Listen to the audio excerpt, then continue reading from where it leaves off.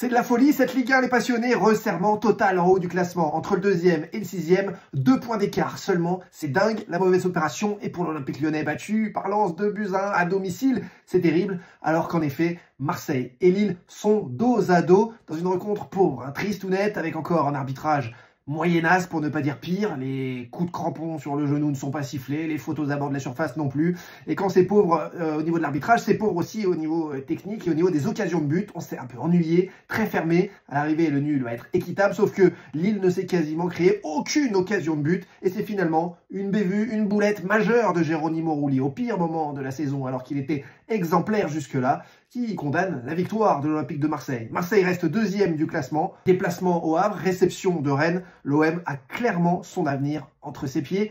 Pour Lille, ce sera un déplacement à Brest, périlleux avant de recevoir Reims. Ces deux équipes veulent finir à tout prix dans le top 4 et jouer la Ligue des Champions. Samedi prochain, multiplex avec un Monaco-Lyon qui, lui, sera une obligation de victoire pour l'Olympique Lyonnais, 7e pour recoller et tenter d'obtenir une place en Ligue des Champions et aussi peut-être une survie financière. Alors, je te le donne comme ça, mon classement, Madame Irma. Ça ne se passera forcément pas comme ça, mais les amis, je verrai bien l'OM avec 2 victoires finir à la 2e place du classement, juste devant l'AS Monaco et Strasbourg qui remporterait ses 2 derniers matchs aussi, devant Lille et Nice, Lyon terminant 7e. Voilà ce que je vous donne en possibilité.